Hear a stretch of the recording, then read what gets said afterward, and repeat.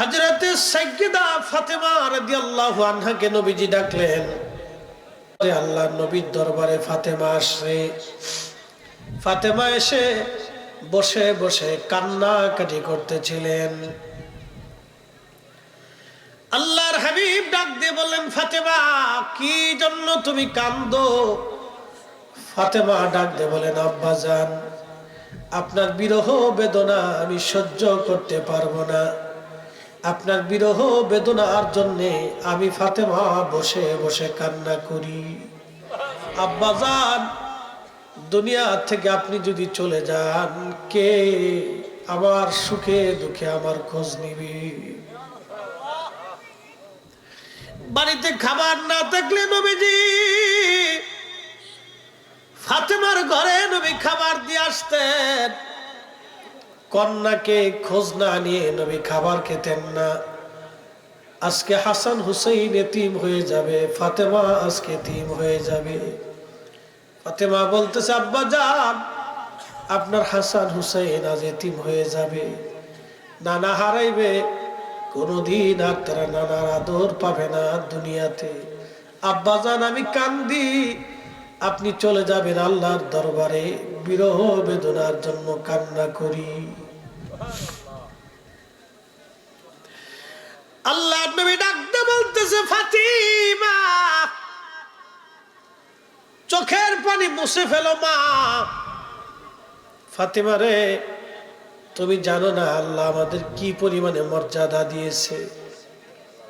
ফাতেমা আমরা আহলু বাইতুন নবী, আমরা আহলে বায়াত নবীর বংশধর। আল্লাহ আমাদেরকে এমন বংশ দিয়েছেন পৃথিবীতে তোমার বাবার পরিবারের মতো আর কারো পরিবার কোনোদিন হয় নাই, কোনোদিন আর হবে না। চিৎকার মেরে জোরে বলেন আল্লাহু আকবার। আমার দিকে তাকান। নবীর পরিবারের চাইতে বড় দামি পরিবার কখনো ছিল? কখনো আর হবে না। এক কথাই শেষ। আল্লাহর হাবিবের পরিবারের চাইতে দামি পরিবার কখনো ছিল না, আর কখনো আর হবে না। শ্রেষ্ঠ দামি পরিবার এই পরিবার। নবীজি বললেন, ফাতেমা চোখের পানিগুলি মুছে ফেলে দাও। ফাতিমা চোখের পানি মুছে ফেলে দাও। তোমার আব্বা জানের পরিবারের চাইতে দামি পরিবার আল্লাহর কাউরে বানাই নাই। ফাতিমা শুনো, তোমার আব্বা জানের চাইতে সৃষ্টিতে আল্লাহ কারো মর্যাদা এত বেশি বানাই নাই। ফাতিমা রে তোমার আব্বা জানকে আল্লাহ হাবিবুল্লাহ বানাইছে। হুজুরে বলে শ্রেষ্ঠ নবী দিলাম রে তরিয়ে নিতে রোজা সরে। শ্রেষ্ঠ নবী দিলাম রে তরিয়ে নিতে রোজা সরে। পথ না ভুলি তাই তো দিলে, পথ না ভুলি তাই তো দিলে, পাক কোরআনের বাণী খোদা তোমার মেহেরবানি। ফাতিমা শুনো রে ফাতিমা, তোমার এই আহলে বাইতে পরিবারের চাইতে দামি পরিবার আর পৃথিবীতে কারো নাই। এই পরিবারের দাম কত তুমি শুনে যাও রে ফাতেমা। তোমার আব্বা জানকে আল্লাহ সৃষ্টির মধ্যে জগতের মধ্যে আল্লাহ সর্বশ্রেষ্ঠত্ব মর্যাদা আল্লাহ তোমার আব্বাকে দিয়েছে। ফাতিমা আল্লাহ তোমারে দুইটা সন্তান দিয়েছে। ফাতেমা এই দুইটা সন্তান আল হাসান ওয়াল হুসাইন সাইয়্যিদা শাবাবি আলিল জান্নাহ। কোন মেয়ের গর্ভে আল্লাহ আমার হাসান হুসাইনের মতো সন্তান কখনো আর দেবে না, কখনো আর হয় নাই। সুবহানাল্লাহ যদি না কন তাহলে বলবো আপনি কিপটে, কৃপণ। এরকম কৃপণ আপনার মতো আর দুনিয়াতে নাই। তাম পৃথিবীর মাটি খুঁজে হাসান আর হুসাইনের মতো দুইটা সন্তান এনে দিতে পারবেন? তাহলে একসাথে বলেন তো সুবহানাল্লাহ।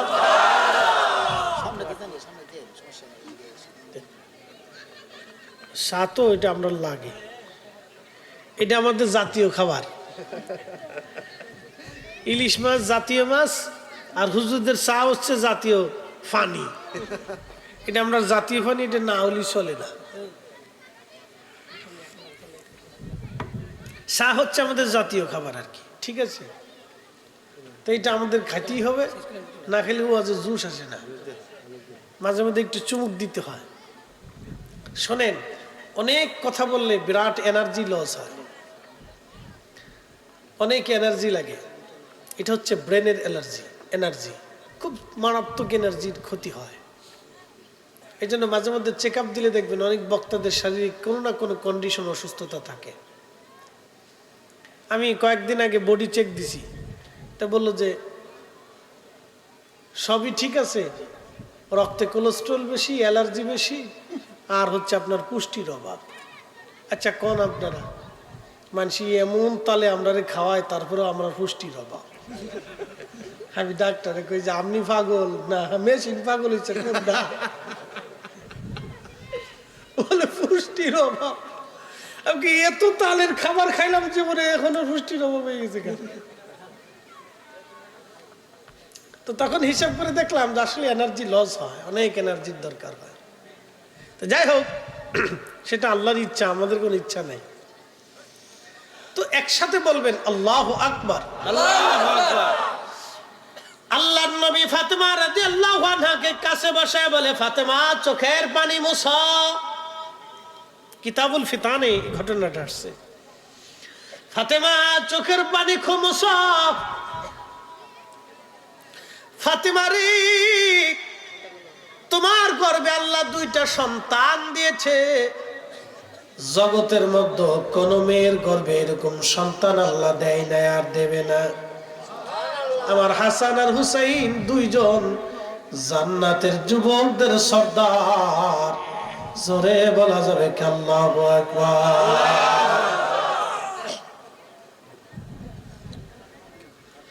ফাতেমা চোখের পানি মুছে ফেলো। ফাতেমা,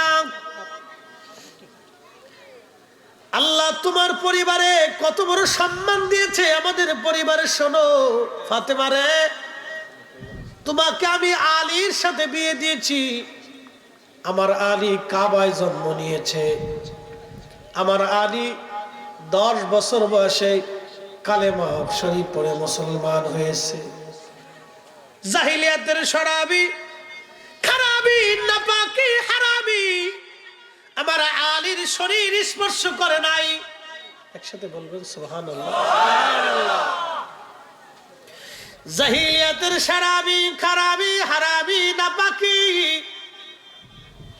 আমার আলীর শরীর স্পর্শ করে নাই রে ফাতেমা। তোমার সাথে আলীর সাথে যে বিয়ে হয়েছে ফাতেমা, তুমি জানো না এই বিয়েটা তোমার আব্বাজানের ইচ্ছায় হয় নাই। এই বিয়ের সরাসরি গটকালি যিনি করেছেন তিনি আমার আল্লাহ। আল্লাহ আল্লাহ আল্লাহ আল্লাহ।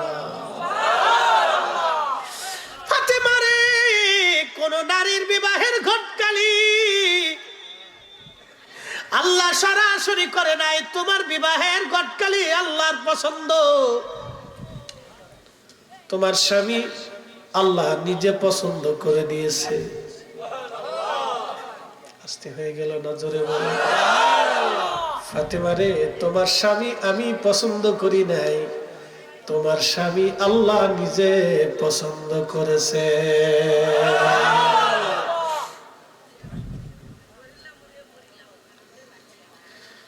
হাজরাতে ফাতেমা কেন ডাক দেখো, ফাতেমা রে চোখের পানি মুছে ফেলো। তোমার বাবার পরিবারের চাইতে শ্রেষ্ঠ পরিবার আর দুনিয়াতে নাই রে ফাতেমা। আল্লাহ আমাদেরকে আরো মর্যাদা দিয়েছে। তোমার দাদা সৈয়দুশ শুহাদা আমির হামজা। ফাতেমা, আমার চাচাকে আমার আল্লাহ तमाम সৃষ্টির যত শহীদ আদম সফিউল্লাহ থেকে কিয়ামত পর্যন্ত দ্বীনের জন্য, কালেমার জন্য, ইসলামের জন্য যারা জীবন দিবে তাদেরকে শহীদ বলা হবে। কিন্তু আমার চাচা সব শহীদদের সর্দার সাইয়্যিদুশ শুহাদা আমির হামজা রাদিয়াল্লাহু আনহু।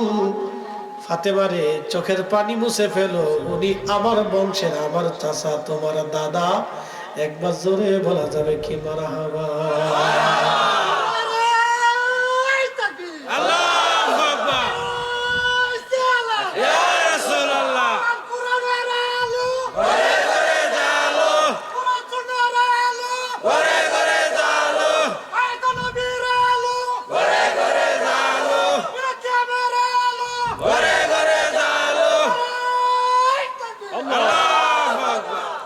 আচ্ছা বলেন তো, পৃথিবীর সমস্ত মানব জাতি যদি আহলে বাইতে রসুলের বিরুদ্ধে ফতোয়া দেয়, আহলে বাইতে রসুলের মর্যাদা কমে যাবে?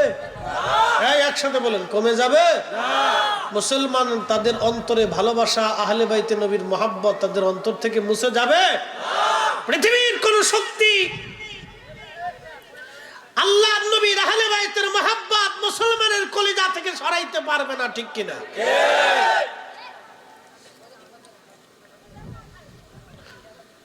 হাজিরিন, মাধবপুরবাসী খুব মনোযোগ দিয়ে শুনে যান। আল্লাহ নবী ডাক দেখায়, ফাতেমা। শেষ হয় নাই, শেষ করতে সময় লাগবে, আরো অন্তত 20 মিনিট সময় আমাকে দিতে পারবেন না ইনশাআল্লাহ? ইনশাআল্লাহ। একটু মনোযোগ দেন। আহলে বাইতের নবীর ফজিলতটা, এই হাদিসটা আপনাদের কি ইতিপূর্বে আমি শোনাই নেই, আজকে শোনাচ্ছি। বাচ্চাদেরকে একটু সরাই দেন, ওদেরকে ওই তাবারকের প্যান্ডেলের কাছে নিয়ে যান। তাবারকের যে ডেক্সি আছে ওটার কাছে নিয়ে এখানে বসে তোরা মুরাকাবা কর, বসে বসে তসবিহ টিপতে থাক, দেখ আল্লাহ কোন সময় বরাতে রাখে। কি কথা খারাপ কইছে? সবাই ধরে নিয়ে তাবারকের এই ডেক্সির লোকে বসাই দিয়ে তসবিহ ধরাই দিয়ে জিকির জপতে থাক। ওরা এখানে যেমনি গল্প শুরু করছে, মনে হয় যে এখানে মাছের বাজার বসে গেছে। বাপরে বাপ, আল্লাহ কবুল করুন। একটু জবান খুলে দরুদ শরীফ পড়ে, আল্লাহুম্মা সাল্লি আলা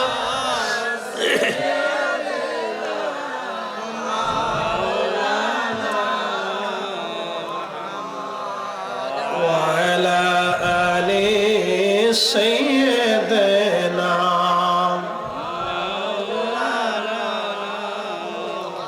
একটু জিকির করেন, আল্লাহ আল্লাহ আল্লাহ আল্লাহ আল্লাহ আল্লাহ আল্লাহ আল্লাহ আল্লাহ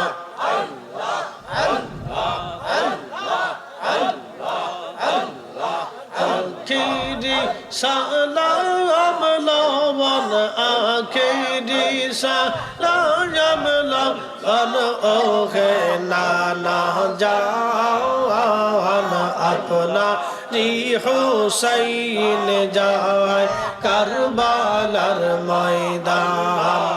আল্লাহ আল্লাহ আল্লাহ আল্লাহ আল্লাহ আল্লাহ আল্লাহ আল্লাহ আল্লাহ আল্লাহ আল্লাহ আল্লাহ আল্লাহ আল্লাহ আল্লাহ। কারবালার ময়দানে যাইয়া আজ দিব গলা কাটাইয়া, আর না আসিব ফিরে, আর না